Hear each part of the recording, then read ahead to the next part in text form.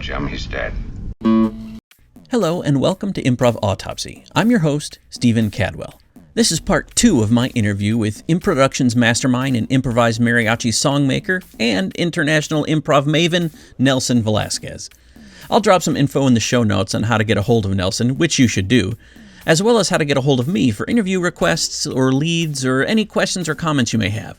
Check out the show's Patreon page for bonus content as well, but first, enjoy part 2 of Nelson Velazquez, Improv Autopsy. So you said your Improviachis is short form within a long form structure. Is there a short form game that you really love? Yeah, we have a short form game. It's called Yo Soy Juan, is what it's called. So what we do is we bring up an audience member and we ask them repeatedly if they know any Spanish whatsoever beyond like the Taco Bell menu, right? So like if you could order food, cool, but like do you know any other language? Are you conversational at all? So we try to find somebody in the audience that really doesn't know any Spanish. Then we have the audience give us a phrase, hopefully without cursing in it. Some phrase of Spanish that they feel that person should know, right? So we get that phrase and we only allow that person we brought up on stage to repeat that phrase and that phrase alone. They cannot say any other dialogue whatsoever.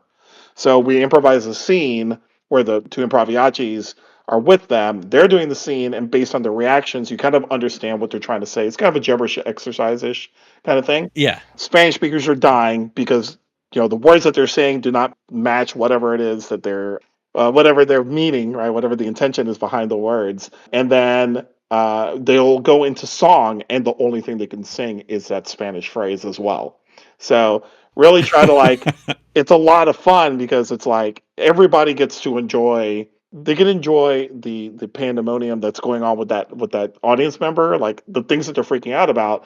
But at the same time, to recognize that we made it super easy for them because they only have maybe 3-4 words that they've got to say, and it doesn't matter that they don't know what it means. That they get to improvise and react to what's going on around them. So that's probably my favorite game right now.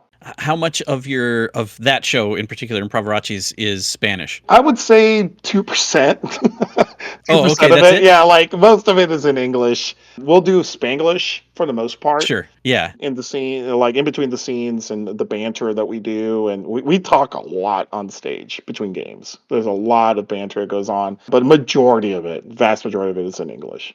I'll throw this out there. And last time I was down at SAC in Orlando, yeah, I know you are at least familiar with Richard. Yes, I am. Do you know Jose Rodriguez at all? I do. Okay, so Jose, the version that they're playing now, I don't even know what's the version. I don't know where it came from exactly. Maybe Jose's brain, maybe someone else's brain, but it was my first experience with it. But kind of a take on foreign movie. Yeah. Only Jose's instructions were, okay, all of us, so it was like me and Richard and a few other people who are not native Spanish speakers. And he said, this next scene is going to be in Spanish. They have to use real Spanish, any real Spanish that they know, but that's all they can speak. And then Jose was on a microphone translating literally. Oh, that's hilarious. Terrible Spanish.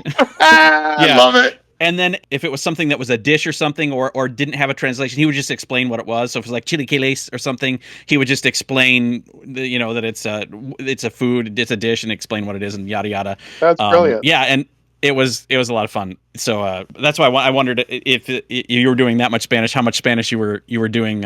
I love that. I love that mashup of cultural mashup is a lot of fun. My other duo, Improñol, is Spanish and English improv. I do it with a cat out of Venezuela named Vlad Moreno. And so between the two of us, we're fluent.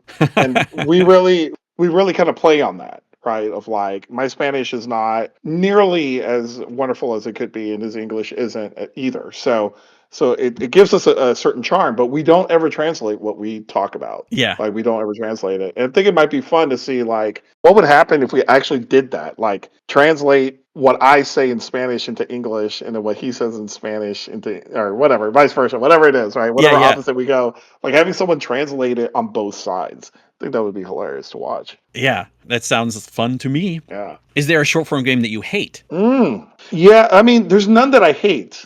None that I hate. Are there ones that I really suck at and wish I could be better, and I hate the fact that I'm playing it and sucking at it? Yes. Scenes from a Hat. That game, I'm really good at pun games. I'm really good at like line games and stuff, but Scenes from a Hat is like hard. That's such a hard game for me to play, and I don't know why, because you can make it scenic and you can make it punny at the same time and really play it, and I never get a good balance of it, and I feel awkward every time I come out with an idea for scenes from a hat. They never feel like they're fully fleshed ideas. They feel like they never feel right, and so I feel like I'm horrible at that game. I will play it and play it to the best of my ability, but do I feel like I'm good at it? Absolutely not. Is it so front loaded with premise that sets some expectations that are difficult to? Yeah, I think part of it is the fact that, like, I think to your point, like, you have 5 to 10 seconds. I mean, and I have a great idea, and then I got to really condense every great idea I have into such a short time frame. So I have to show a lot more versus telling, so that way people can see like the story, like the intention behind my premise. And I don't know. I suck at it. I really do. I really suck at it. What about long forms? Is there a long form that you really love? Yes, asterisk. The asterisk meaning I'll play anything. Like, I'm down for anything. Yeah, I mean, I would say probably the slacker is probably my favorite form. Are you familiar with the slacker? No. Well, I don't think so. Not by that name anyway. Explain it to me. Cool, sure, sure. So effectively, it's a series of two-person scenes, very similar to like a La Ronde, if you've played a La Ronde before. Sure. But the only thing that tied the scenes together are the relationships between the characters. So it's a two-person scene. At any moment, any of those two players can be tagged out, and the person coming in is bringing in a character that the person who remains on stage knows very well, that has a relationship with them, and they're doing a scene with the information from the previous scenes, kind of building the world around them. So, if, 3 scenes ago, you were talking, you're at a roller coaster and you couldn't get on because you were too skinny, and you would fall through the safety equipment. Like, that information still lives in the world that you're improvising later on. And so it's all through a series of tag outs. There are no sweep edits. So there's always a connection between the characters through their relationships. And I really enjoy that game because I limit it to 2 players. So you can have 6, 7 people playing, but they're all two-person scenes, and you can really dig. You can really play, really get into the emotional aspect of what you're playing and get into deeper characters, Yeah. especially at the beginning. So you front load it with longer scenes at the very beginning, and as you're tagging out and you're getting towards the end and wrapping things up, you have faster tags and you're seeing how things go. And then hopefully by the end, you've told story, something coherent, cool. But if it's not coherent, that's okay too. And I think that's the other reason I like it, because you can literally say at the very beginning of the show, I do this constantly, of like, you're going to see a series of two-person scenes that are tied together through relationship. It may make sense, it might not. So now I've taken like the pressure off of all of my actors to have to tie a narrative and make justify things or like all that. Like, no, just have 15 really good back-to-back good scenes. That's all I'm asking you to do. The narrative will be written by the audience at that point. Yeah. And we can have a lot of fun balling out and just playing a lot of characters. And I think that's why I like that form so much. Can characters recur? Absolutely. Can you bring a character from scene 2 into scene 6? Absolutely. Okay, Yeah. cool. Yeah, absolutely. Awesome. Is there a long form other than Harold that you really don't enjoy? Nailed it. Really hate the Herald. Really hate the Herald. And I have luckily now I have the civilian and the improviser reasons for hating the Herald. The Herald, God bless. The Herald is it's too hard. And I say that with love. It's a great form, I guess, right? Like, it's good. It's a good way of telling story, tying 3 stories together and seeing how they interplay and how they build this world. Like, and when they're done, when it's done well, really cool. Like, I've seen good heralds since 1998. I've seen a few, right? I've seen a few really good heralds, and when they're done, great, like, mwah, wonderful. The problem I've got with it is more academic. It's an academic thing. Granted, IO in Chicago, where effectively it was practiced the most, and then went off to UCB and Groundlings and a bunch of different places. IO, back in the day, I would see so many people playing to the form versus playing to the scene they're in, right? Meaning, I know the Herald form. I know at this point in the show, we should be doing this kind of scene, or it's a group scene, or I'm supposed to reference something from this other scene. And I would watch them be in their heads improvising, shoving and shoehorning their scenes to fit the form so they could say the herald versus, hey, you guys are no longer doing a herald. Just play what's in front of you and do the best you can. Just play the scenes in front of you and just react to what's happening right here, right now. And so that really turned me off to the herald as a teaching tool, as being touted and being, no pun intended, heralded as the most awesome improv form that people can do, because I saw so many people get in their heads, and then so much tragedy around like herald teams getting cut, people's hearts being broken over a form, and the money side of things with the politics, and like there was just a lot of bad mojo and juju around the Herald itself. But academically, I have the problem because it just throws people off. They play for a form and not for the scenes that are in front of them.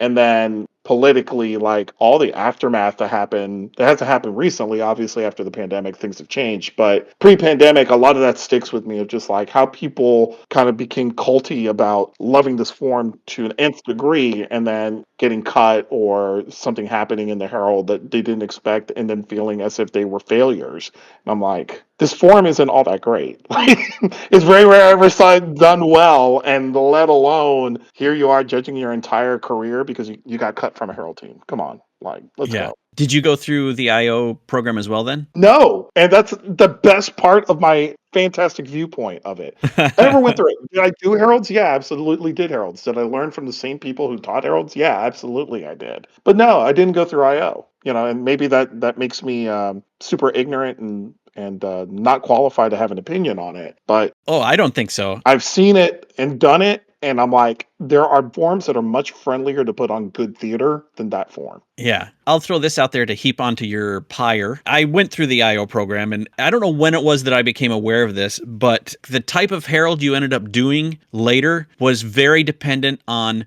who it was that you had for like 5A or 5B, because I mean, Dell's been gone a long time now, and no one remembered the same thing about Harold. And so depending who you got, you could learn a completely different version of Harold because people focused on different things. So there was no cohesive curriculum at IO when I was going through from one class to another. So you might be focusing on one thing and get one version from one teacher. You move on to the next class and like, that's not how you do a herald. Here's how you do a herald. And that definitely didn't help when you got onto a team or when you're doing your 5Bs. It didn't help you do a good herald. I also feel like my perspective right now is I feel like the UCB manual falls into this category as well, that it is an attempt to put down in black and white ink on paper something that happened organically, and it's fine to do that in order to attempt to explain something, but as soon as we look at that and say this is the instruction manual on how to do this, then it puts you in your head, and if all you're thinking about is Harold, if all you're thinking about is game of scene, if all you're thinking about is straight man versus wacky guy, whatever it is, then you're not doing good improv, and you're not doing a good Harold, and you're not doing good UCB version of Harold or whatever. And yeah, I saw good Harold teams. I don't know if they were performing Harold when I saw them. I had this conversation with another colleague of mine of like he mentioned the same thing as well, of like he was being taught Harold in his 5B, and Sharna Halpin, who co-created, we could say, the structure around the Harold. I'll give her that much. She came in and subbed their class, and they were doing a Harold, and she stopped them and was like, "That's not the way we do Harold. This is the way we do Harold." And he was like, "Why am I here? Like, what are we doing? What have I been paying you money to do?" Right? Yeah. And so, not the first time I heard that before. And then to your point of like UCB, I had a whole conversation with Terry Withers, who's a former UCB AD, and we talked a lot of shop about the Herald, and he gave me his viewpoints about it and how UCB approaches it. But like to your point of like, if you get caught up doing form, and you're playing to form, like you're not playing to scene, and you're not reacting, and you're not listening, who cares at that point? Like, you're not improvising, right? You're in your head and you're planning stuff. That's why I don't like it. I think it is the one form that's so heady that it requires, it really puts you in your head, and it really doesn't allow you to react and listen. And that's why I do not like it. Now, with that said, I will never claim that I ever did one that was worth watching or was perfect. No, I'm not the master of it, not at all. But again, especially as a teacher, when I see people who have done Herald. Maybe they started at IO, maybe come over to another place that I'm teaching, and I watch them. I'm like, okay, you did Herald. I can tell. I can tell you did Herald because I could tell that they're not always present when they're improvising. Yeah. Going back to, the quote from Rosowski, if that's the only mistake you can make, and I'm also where I've come around to now, I've mentioned this before, but we're kind of where I'm at now is I feel like the only thing that makes an offer bad or a mistake in improv is the reaction to it. There are some exceptions to that. Obviously, if there was an unwarranted slap, that Right. would be something that I would, there are some exceptions, but by and large, the only thing that makes an offer wrong or incorrect is the reaction to it. And Yeah. I speak from experience where I made things incorrect because of the way that I reacted. So if that's the case, yeah, if you tell me, you know what, that was the fourth scene and it wasn't a group game, you did that wrong. Like, well, no, it's improv. I'm not doing it wrong. Maybe you made it wrong because you then forced a group game instead of Right. just rolling with what was happening. Right. So I would love to see just an organic Herald happen that was amazing. I don't think I have yet. I've seen some that, I didn't walk out of into the alley behind Wrigleyville IO and vomit, but I've seen some that were all right, but I never saw any, like, I don't even think I can remember. There's none that like, oh, this was great. There's some Cook County shows that I remember vividly.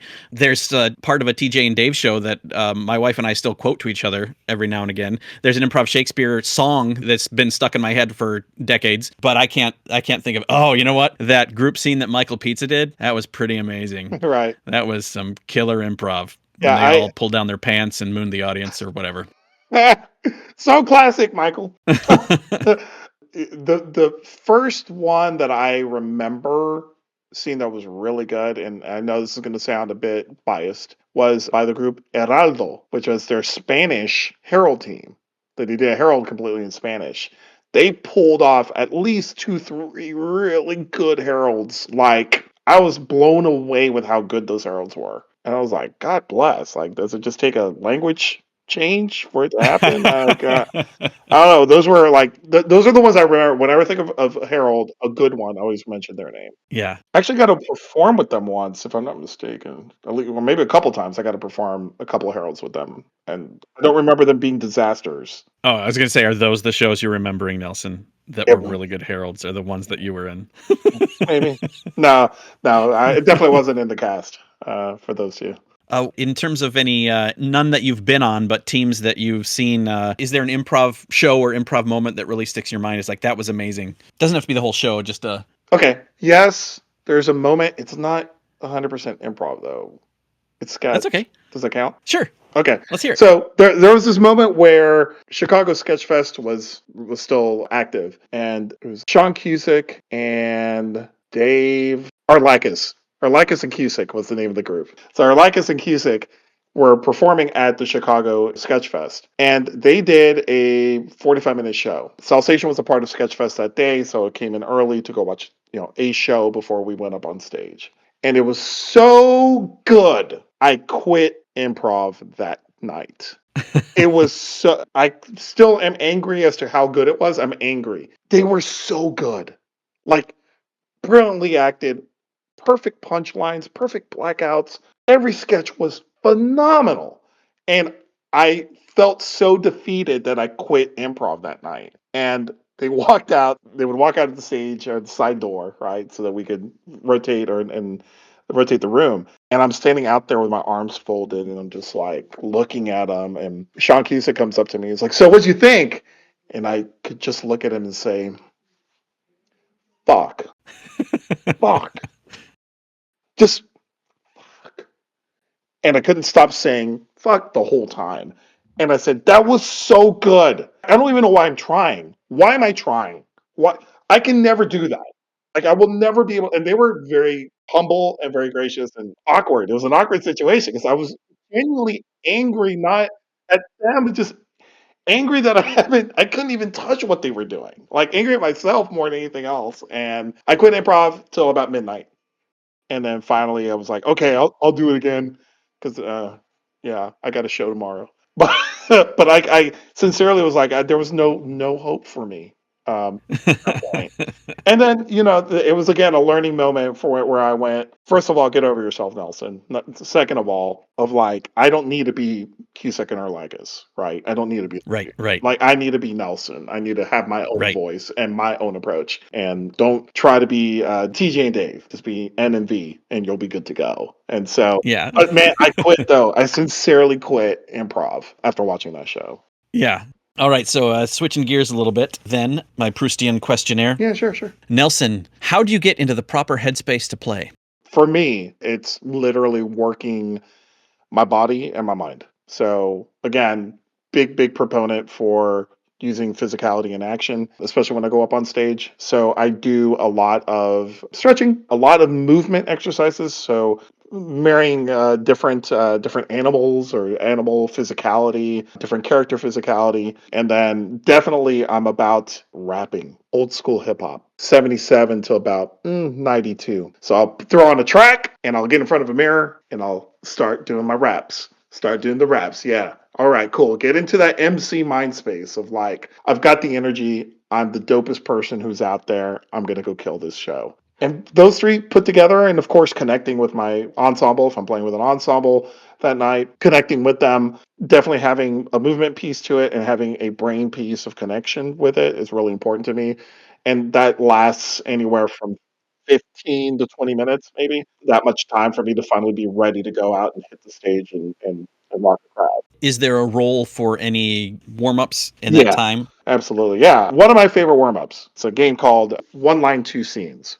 So you're in a circle with a group of people, and what it allows you perform one line. Someone starts one line of dialogue to somebody else to your left or right. That person reacts, spits out a line in reaction, which ends the scene immediately with that person they just had, but simultaneously kicking off a scene with the person to their left or right that's completely unrelated. So it's like you've got one line, you're ending a scene and starting a scene at the same time. And so it's a really good exercise because I also throw in elements of like do object work before you even gets to you. Start some kind of object work or some kind of movement while you're doing it and see how that opens up your ears to react to what you're given. And so you're not so it's a very flowy idea. And because they're all disparate ideas, it's fantastic for sketch writing because you'll do in the span of 15 minutes, you'll probably do 90 scenes, depending on how many people you've got. You might have 90 different scenes. Out of that 90, you might have like 10 premises that came out of that if you wrote them down and then went back and re-improvised them, you might actually get some pretty good sketches out of it as well. Yeah. So like that is my go-to, like if I'm pressed for time, especially if I don't have a full 15, 20 minutes to warm up,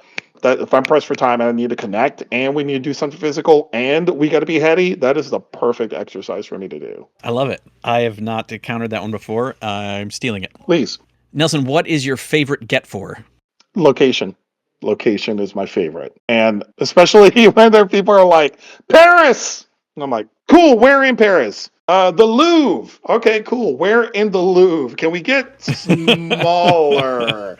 I really like doing that. And then after a while, when I'm getting like geographic locations, I'll throw in, please give me a non-geographic location and provide examples as well. But location hands down, because again, movement, object work, and action. Like those are the two things that I start every scene with or I start every show with. And I tell all my peeps to start with that. So why make it harder on ourselves to determine what the location is? Let's just have the audience get it for us. And do you typically just ask for a location? Like, what's a location? Yeah, typically. I'm pretty pointed with my hosting. I'm pretty good, like, can I get a location that you might find two scientists in? I might get really honed in on things, and depending on what the show is or whatever, I'm really good about, like, if I get another suggestion, let's say I get a relationship. I might go ahead and get a relationship and a location, and I'll be like, who are these two? Mother and daughter. Great. Give me a location that you would never find a mother and daughter in. So then that like throws everybody off in the audience. Now they got to think a little bit, and normally we get pretty good suggestions as a result of that. On that tip, then, what is your least favorite suggestion? Can I get a suggestion of anything at all? Hate that. God, I hate that. That is lazy. That is lazy. That is so lazy. I hate that with a passion. You're not that good. It's a pretentious a bit, like you're not that good. And plus, to me, it doesn't take care of your group. So if I know that my group, let's say it's a bunch of STEM-based people, right? There's science, technology, whatever the other E and M stand for, right? They're scientific minds. They're really, really good at computers. Let's just say, why wouldn't I try to get a suggestion that they can play off of? Like Yeah. that to me, when a suggestion of anything at all, to me is just, yeah, it's lazy to me, and that's just my opinion for what it's worth. But yeah, that's the one I hate the most, and I never use it. Dovetailing into what you'd said about when you say, okay, you get this relationship and then say, where is a place you'd never see a mother and daughter, that sparks something the audience then has to think a little bit, and you get to your C answer instead of your A answer. If you just say, what's the suggestion of anything at all, it's too broad. You're going to get very surface responses to that because you're not inspiring the audience to help them inspire you. Yeah, good point. In terms of something that the audience could give you as a suggestion, do you have one of those that you don't care for? You've asked your question and they shout something back. What's something they could shout that you are like, I hate that? All right, so this is gonna sound like a bad answer, like a cheap answer.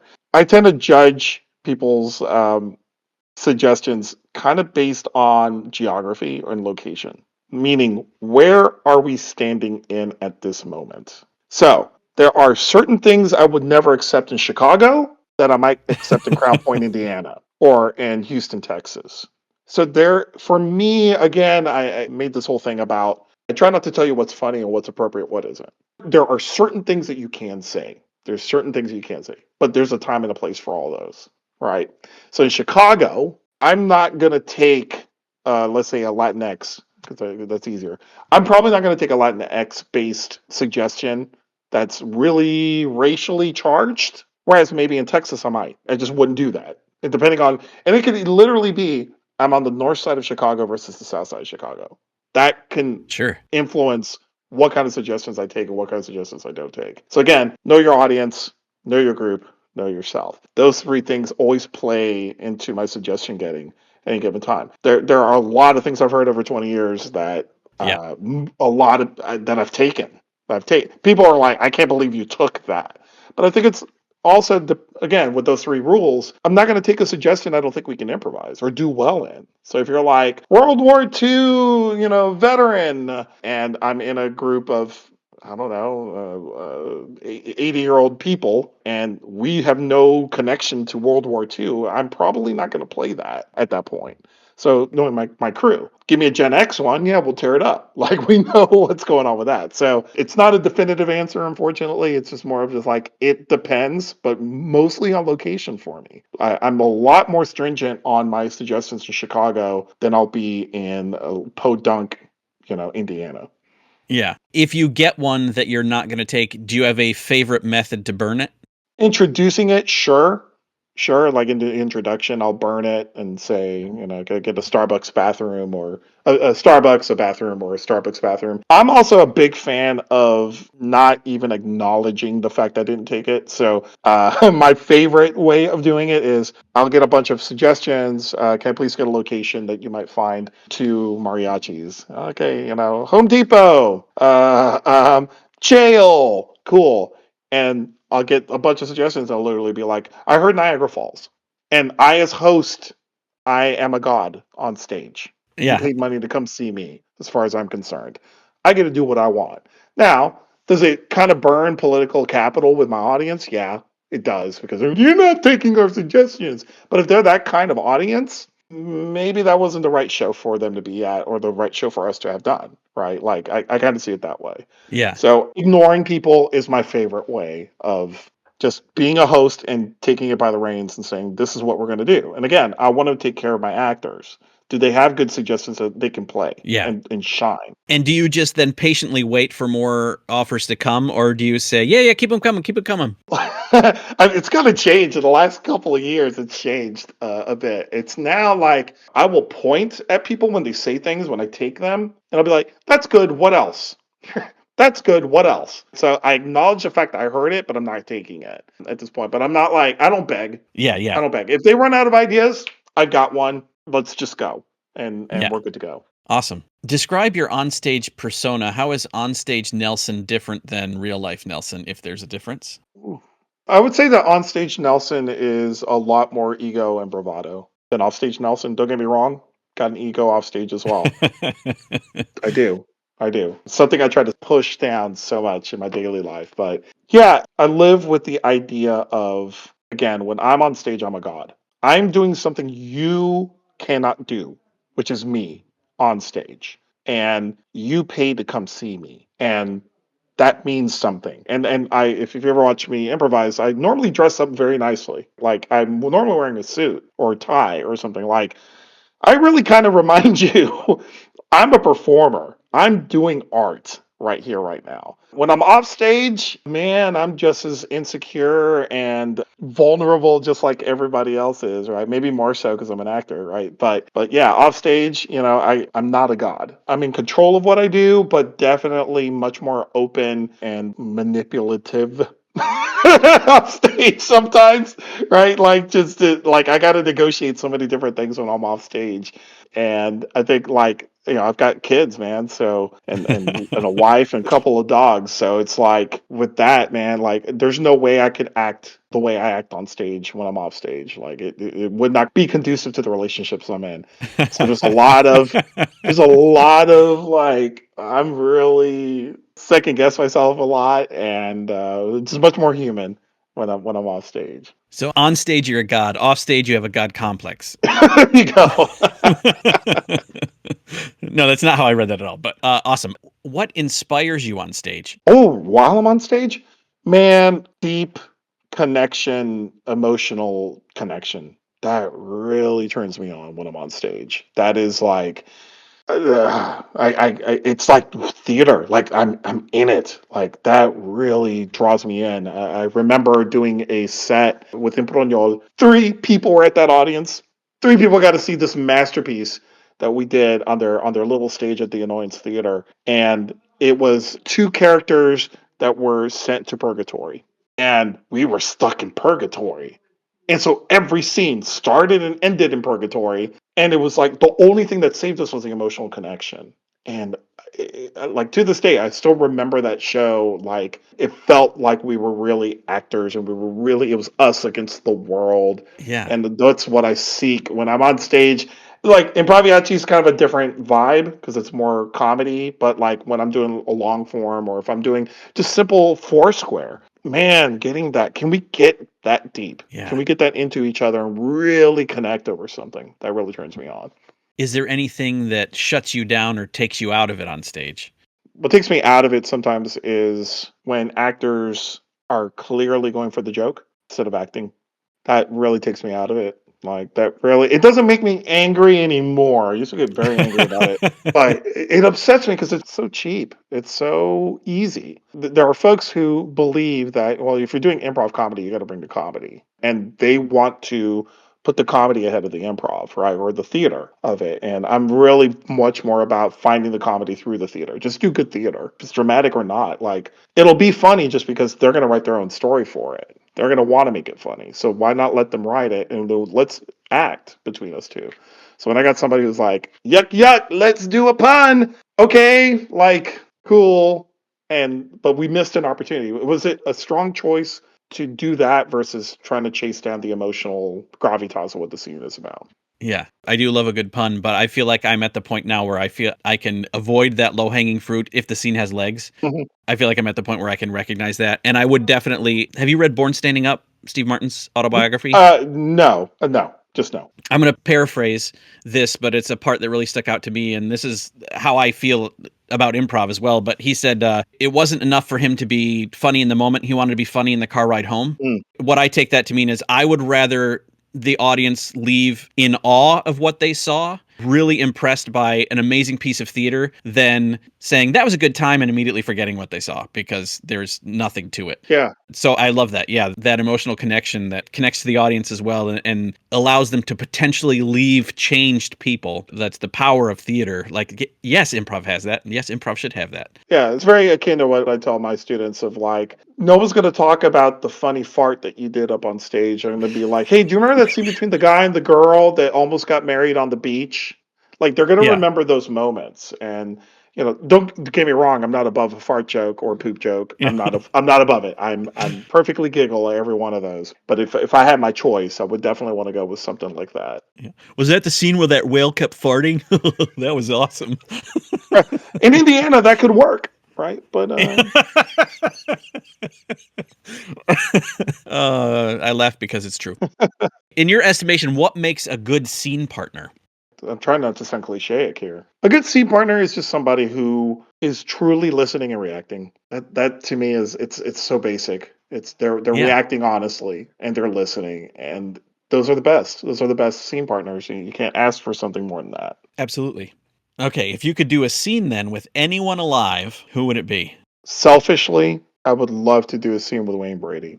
Yeah, because I would want to go into song. That's why. Yeah, And I would want to do a musically improvised scene with him. That's the only because he's a savant. Like this dude is just ridiculously good, right? yeah. And like I want to ride his coattails for that 1 2 minute scene that we did. I just want to ride his coattails and just be awashed with his greatness, and hopefully some of it will trickle down into what I do at some point. So that would be the person I would pick, hands down. Like I've met Colin, I've done stuff with Laura Hall, like just like everybody else has, but I really would love to get an opportunity to do something with Wayne Brady. If you could do a scene with anyone who is no longer alive in the pantheon of people who have gone before, anyone from any point in history, who would you like to do a scene with? Maybe Harold Ramis. I think that would be kind of interesting. Respect him more as a film guy and as a sketch scripted guy. But I think it would be interesting to see where he gets his ideas and just improvise with them and Yeah. kind of get some ideas like where does the zaniness come from and the humor come from. But I love almost every movie he's ever either directed or written. So or been in, honestly. So I'm a pretty big Harold Ramis fan. Well, if you could do a scene with anyone fictional, who would it be? I think it would be fun to do a scene with Han Solo. Right? Because Han Solo plays like the dude is very factual.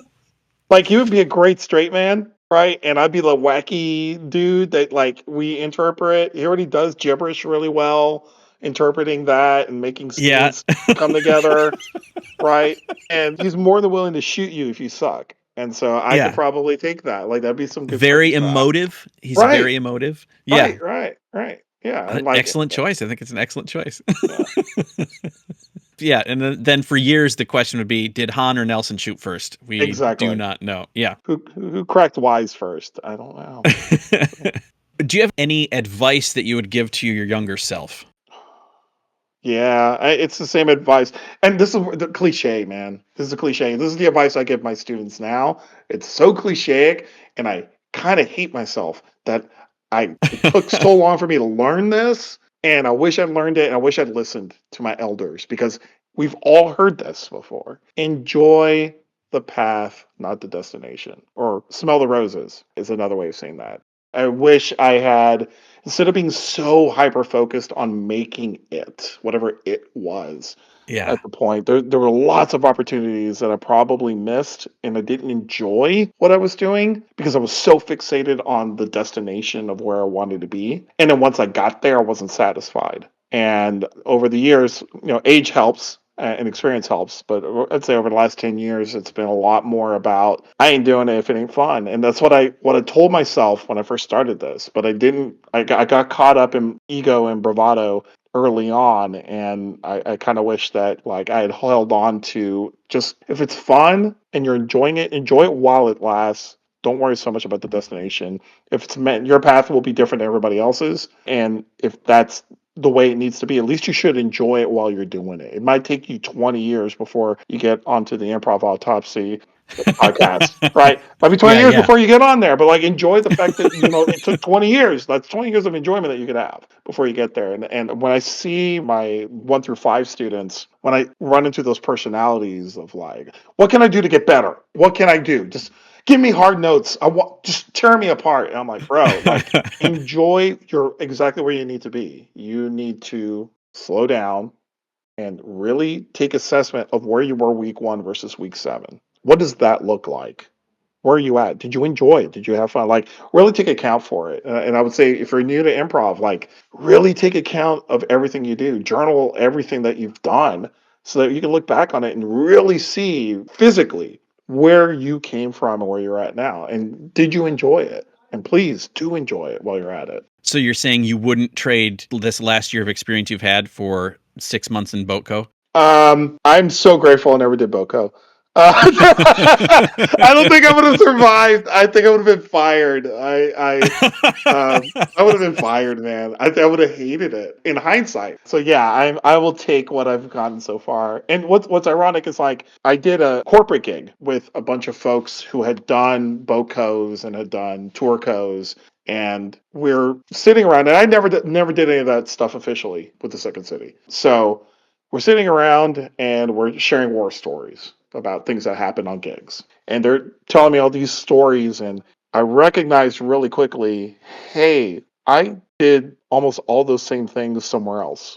Yeah. Like almost all of them. And I just never got the label of Torco or Boco attached to it. Yeah. And it doesn't diminish my experience. I have the same stories you guys do. I'm just as accomplished from an outside perspective. I've done the same things you do. I belong in this conversation, right? Yeah. And so, to your point of like, it took me to be like feeling a little weird when we started the conversation, to being like, oh, let me tell you about this thing that happened, and being able to share those stories that made me realize of like, man, you've come a long way, baby. You've come a long way. Yeah. And I would tell my younger self of like, recognize you're coming along when you go do that gig in Odessa, Texas, or wherever. Like that is such an important piece on the path of where you want to go and where you want to be. Yeah. I think that's an important lesson, that the destination that you think that you want so much and so badly, Yeah. it's easy to get. I mean, it's crushing. So it can be soul crushing if you don't get it, but to realize that that's only one of myriad destinations, all of which are valid. Like, don't stake so much on that one thing, like being on main stage or being in Tourco or whatever. It's like that. Yeah. That's not the be all end all. There's so many other opportunities.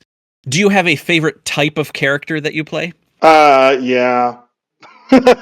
So I really enjoy playing older men, like my dad, some folks that I grew up with, a couple guys from the barber shop, like older wise men who you would normally ignore on the street, but always have these like wise nuggets because of experience. Like they're not book smart per se, but they're street smart. Really like playing those characters. Love the physicality of doing them, and always having a prop of some sort, like if it's like one of those Zippo lighters, flicking it back and forth, or coming up with like this quirky thing that's just for that old man character. Really enjoy it. And I really love moving around on stage slowly or encumbered because they got shot getting out of a Circle K because they got the wrong flavor of Slurpee. Like having that backstory, really enjoy doing that. And I'm close enough in age now that I might become that crusty old guy.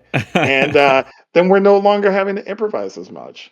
Why do you think it is that you love those characters so much? Is it because of that connection you have to those people? I think part of it is that, and I think the other thing is like there is a bit of, I've noticed it, especially as I've gotten older, it's a bit of ageism when it comes to improv. And we're always playing. I'm at the age now where people are going to make me dad or grandpa or whatever.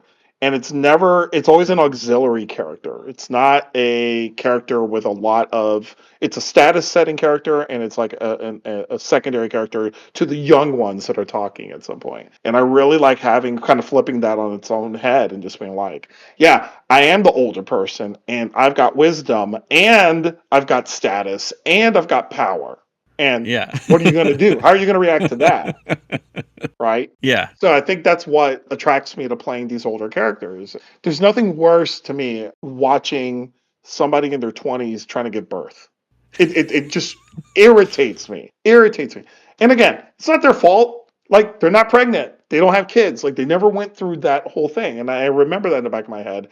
But at the same time, I'm like, couldn't you just done a little bit of like YouTubing to see what it's actually like to give birth? It is not what you see in the sitcom, in these comedies, like what you see on TV or what you watch on Netflix. Like it's not that. Go watch these people and see what it's actually like, and bring a sense of truth to those things. Yeah. And that's what I like about playing older characters. Is like I have experience, so I can draw on my own experience as well to give them a bit of grit, a bit of truth to their viewpoints and their power and why they've earned the right to be listened to. And I really enjoy that part of it. Nice. If you are improvising and there's someone that you have tech support, what do you find most helpful from the tech booth? Oh my gosh. When you said tech support, I went a completely different way. I really I did. forgot. Yes. I was like, Geek Squad's here? Like, I got Geek Squad? So I love getting a stage manager that one knows how to actually use the board. Yay. Big deal. I sincerely, I've had so many stage managers that are literally like, I just hit the blackout button and that's what I know. Like, I don't know how to do it. So anybody who can not only hit the blackout button, but can bring up individual faders or turn knobs to give me color or give me specials on stage, awesome. Like, that is awesome. The other thing I really enjoy is when they're an improviser, have been an improviser themselves, or at least have taken classes. So they can anticipate, can see where the scene is going, or have seen a scene similar to it and know how to light it or support it better with lighting. Super awesome if they know anything about doing any kind of needle drops or doing any kind of sound effects while they're in the booth. Like, even if it's them talking through a mic and doing something, that is like godsend for me, of like someone that can support with you with auditory cues and give you fun stuff to do. There was a technician, Jason Flowers, at the Second City back when I was training, who would always drop the most random audio drops in the middle of your scenes. Like, that was his fun thing to do, was to mess with you, and I loved it every single time he did it. And you had to justify why that was important or let it affect your scene in some way, shape, or form, and see where the story goes on as a result of that. So if I can get someone in the booth that has knowledge of the board and the sound, can actually use lights and actually understand how to support the scene with it and drop some cues either to support and or to just kind of throw us into a loop, that would be perfect for me. What then, if anything, what would you say would be least helpful from the booth? Is there an offer that could come from the booth that would be unwelcomed?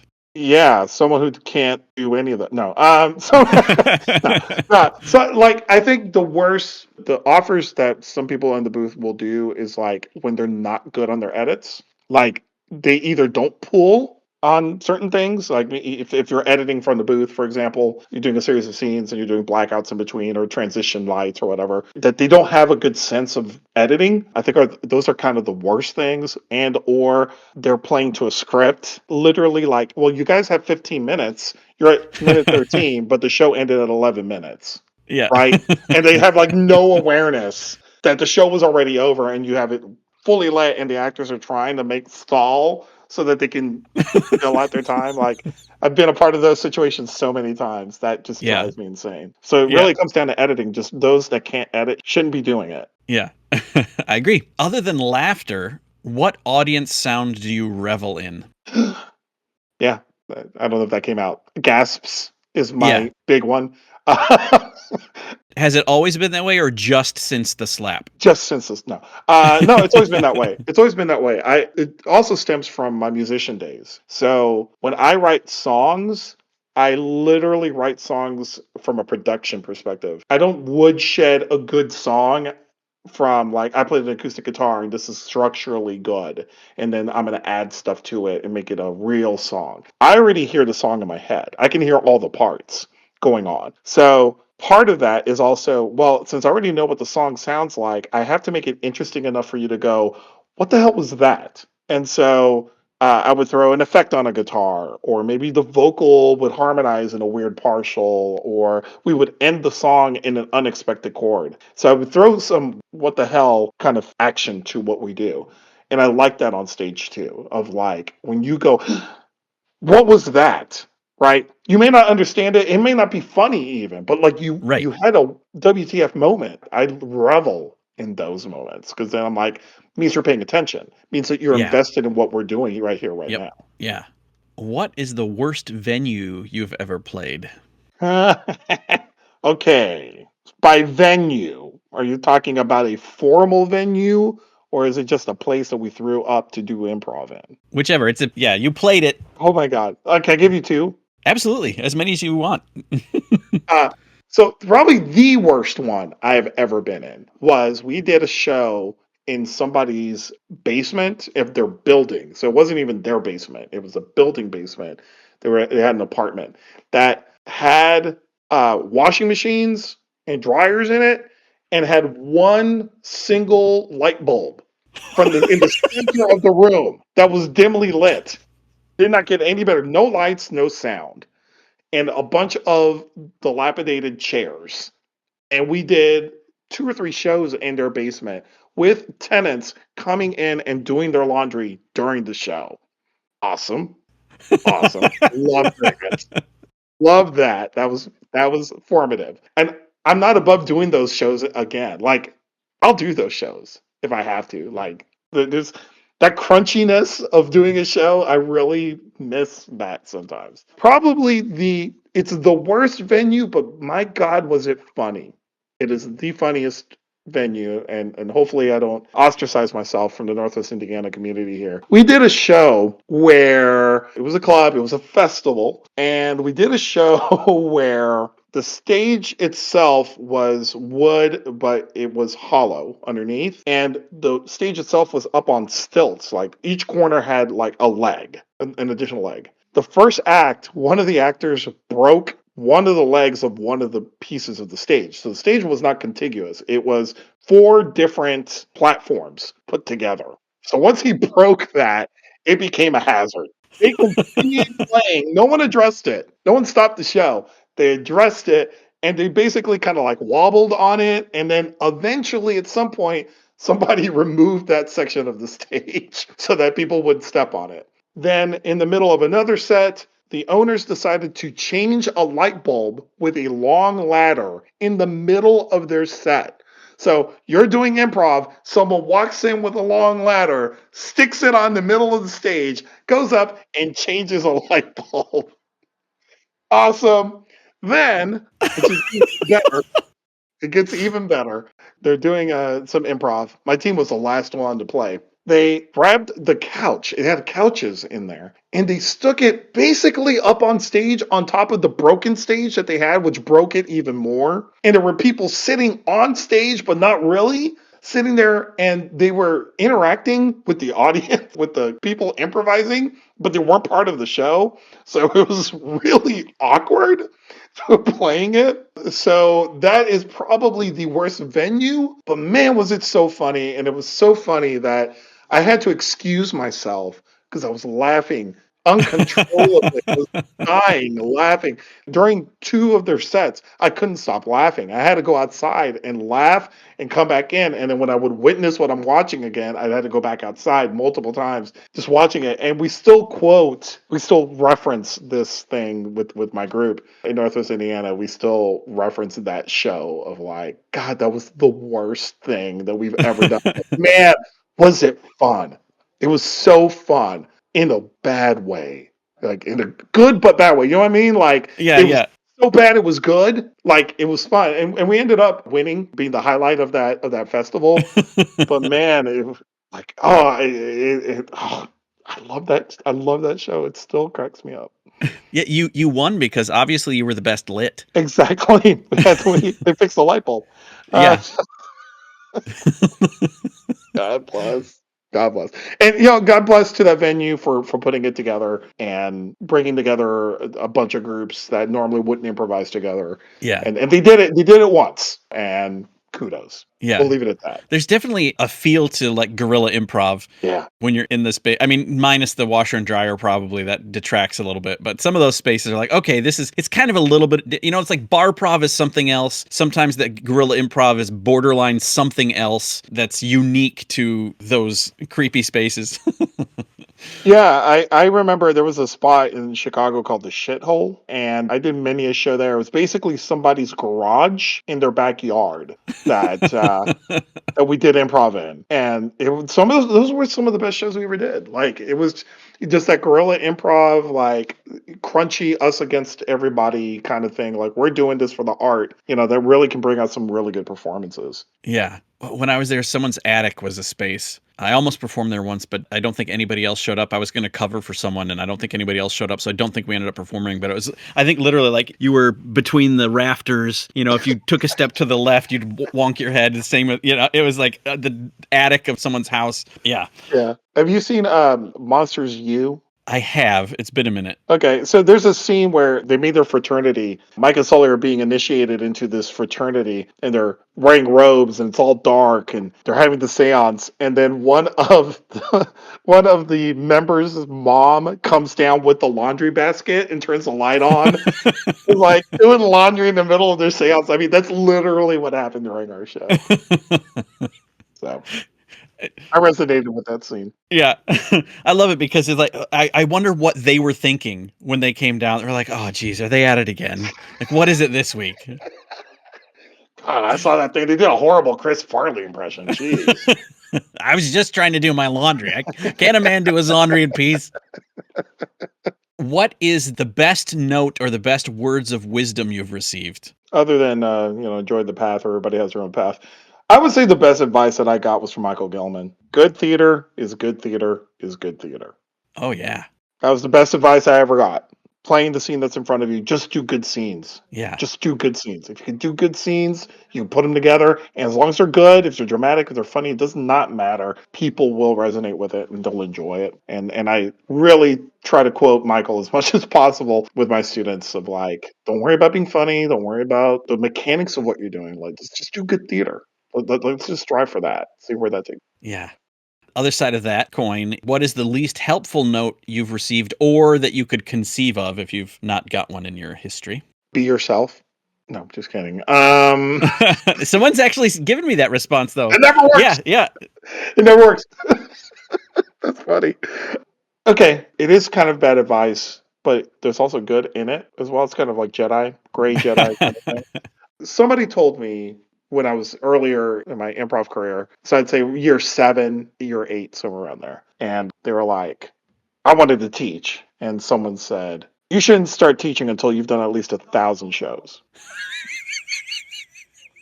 And I was like, what? They're like, yeah, you shouldn't teach anything until you've done at least 1,000 shows. I was like, I'm like, I've only done like 30. I don't ever remember what I made at that point, but like, I hadn't done that many shows. Like, I couldn't imagine what that looked like. And that was bad advice because then it threw me off my path of pursuing becoming a teacher. But in hindsight, I kind of understand the wisdom of what they were trying to tell me with the 1,000.